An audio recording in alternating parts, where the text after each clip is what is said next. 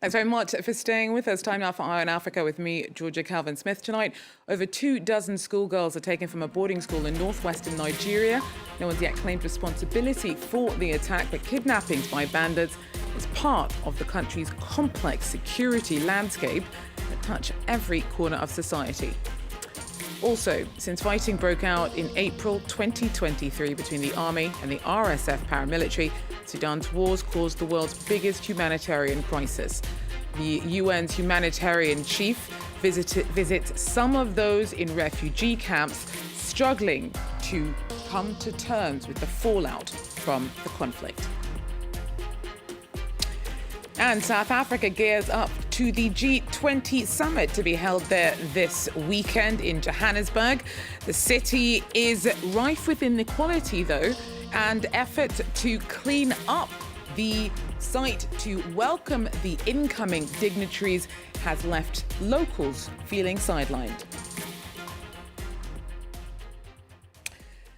But first, at least one member of staff is thought to have been killed as heavily armed gangs abducted 25 schoolgirls in Nigeria's Kebbi state in northwestern Nigeria. Authorities say that the motive for Monday morning's raid is still not clear, but the country's been struggling to respond to a rise in school kidnappings for over a decade now. Sam Olakoya brings us more. The Government Girls Comprehensive Secondary School, Maga, in Kebbi State, is the scene of the attack.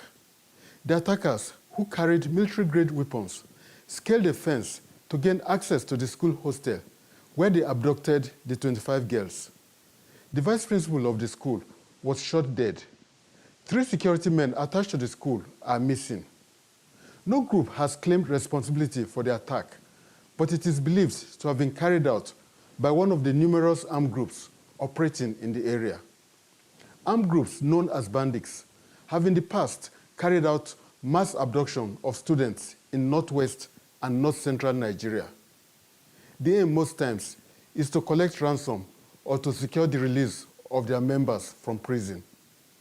Jihadist groups like Boko Haram have also carried out mass abduction of school children in the past. The worst incident occurred in 2014 when Boko Haram abducted 276 girls from a school in Chibok. While many of the Chibok girls have been freed or have escaped over the years, the fate of 80 others is unknown. Most abducted school children are set free by their captors after payment of ransom. But many have died in captivity due to torture and the harsh conditions under which they were held. Well, Nigeria's security troubles are more complex than the problem with the rash of kidnappings. It has been fighting a jihadist insurgency that Boko Haram began in 2009.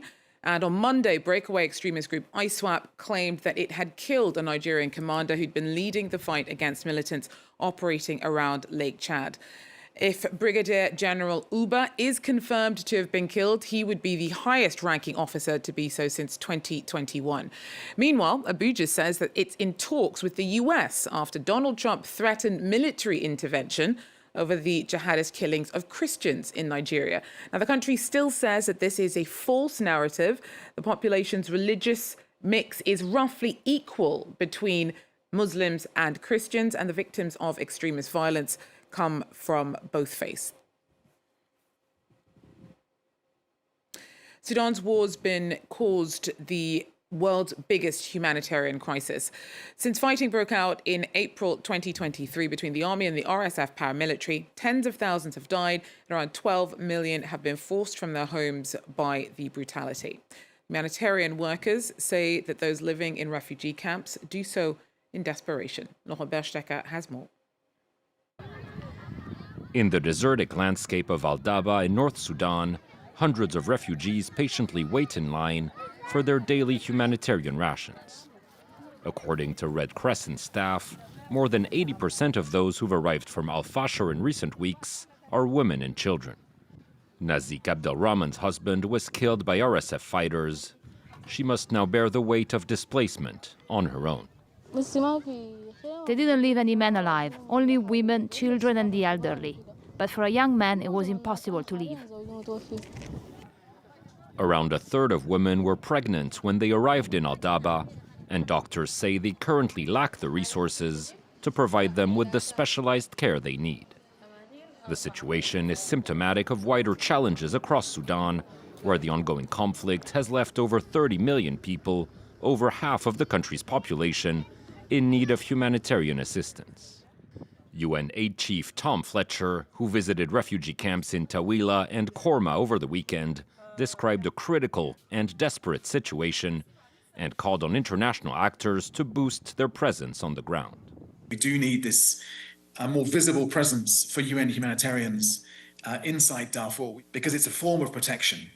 Civilians and survivors tell us that when they see us there, they feel safer. They feel less at risk from retaliation and from this conflict spreading towards Tawila, for example, which would be catastrophic. Fletcher also said he spoke with RSF representatives and asked them to guarantee the protection of civilians amid growing reports of mass executions, torture, and sexual violence in war-torn Sudan. Well, we head to Tanzania now, where the President Samia Suluhu Hassan's recent re-election last month cost hundreds of lives as protesters were met with violence by security forces. Now, she's announced an inquiry into those killings, but that has not gone far enough for many of her critics. On Monday, members of civil society from across East Africa who blame her administration for some of the abuses seen during the election met in Nairobi, calling for more accountability. Our Bastien Renouy was there. 3 weeks after the election, Tanzanian opposition members and human rights activists are still angry. This weekend, a video was published on social networks showing dozens of bodies lying in a morgue in Dar es Salaam hospital. They were killed during the demonstrations. And at the same time, several activists say that they can now prove that thousands of members of the Ugandan armed forces were deployed in Tanzania during the election. They say that Samia Suluhu, the Tanzanian president, requested their presence in Tanzania to crack down on demonstrations.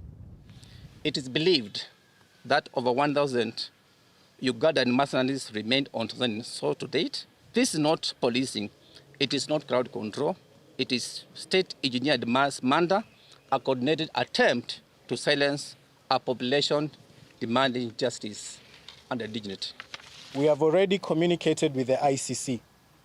And we believe, as we stand here and as we speak to you, we have enough evidence, more than enough evidence, to confirm the crimes against humanity that have been committed in Tanzania. During a speech in front of the parliament, Samia Suluhu tried to calm the situation. She said that she ordered an investigation on the killing of demonstrators. According to the opposition, hundreds, if not thousands of people were killed after the election, but it's impossible to verify these numbers independently. And she also said that she called on the justice to show leniency. Hundreds of people were arrested after the demonstrations. They were charged with treason. According to the president, they were manipulated and did not understand what they were doing. But this didn't calm the opposition. They're still calling on the people of Tanzania to take to the streets on the 9th of December. Bastien Renouy there for us. Now, Ghana's sworn in a new Chief Justice. This happening on Monday saw his predecessor sacked in September, accused of misusing public funds. Justice Baidu has more. Justice Paul Bafo-Boni, who has been sworn into office today, would be Ghana's 16th Chief Justice. He is currently the longest-serving judge on the country's Supreme Court bench, having been there for the last 17 years. President John Dramani Mahama, who has been accused by the leading opposition party in the country of trying to pack the judiciary with judges that favor his ruling National Democratic Congress party, has said that he instead intends to strengthen trust by the public in the country's courts. Our people want institutions that work, but they also demand institutions that they can trust. The judiciary in particular must be above reproach. One single act of corruption by a judicial officer can undermine years of hard work and erode public confidence in the entire system. Justice Bonny's appointment has seen a lot of controversy. There is currently cases at the country Supreme Court and also at the ECOWAS Court challenging the processes that has led to his swearing in today.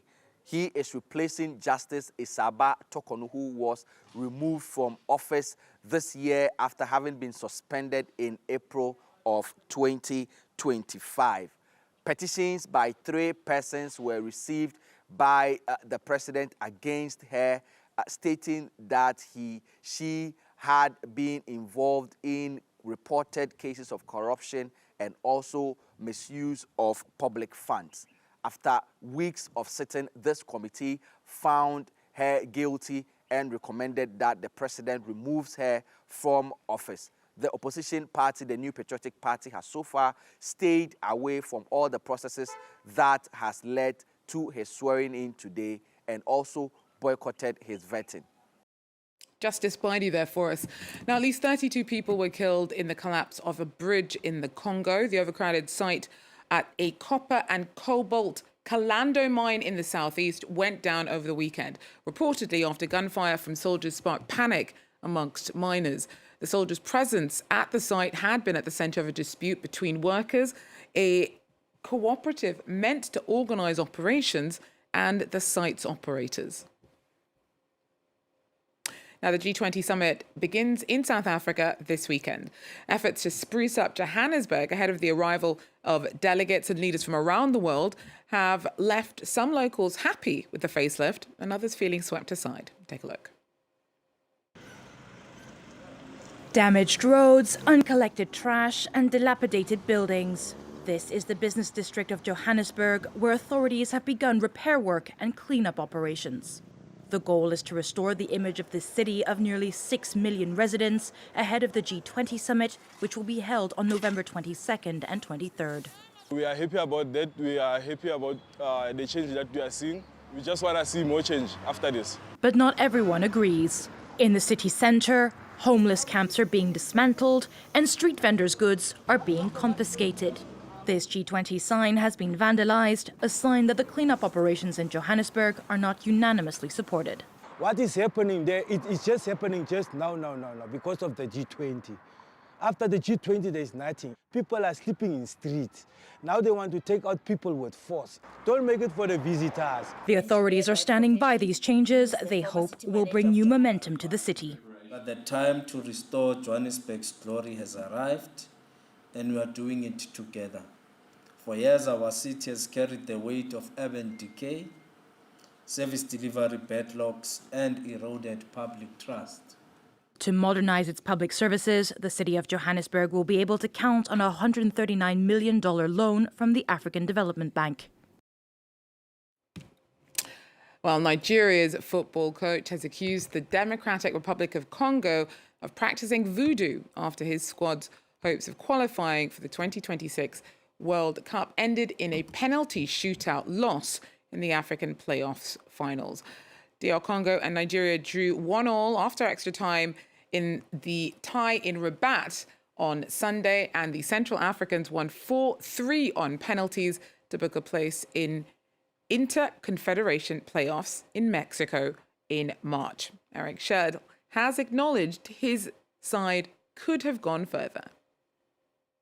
We weren't at our best, and once again, DR Congo is a great team. They play well, and we tried to plug the gaps.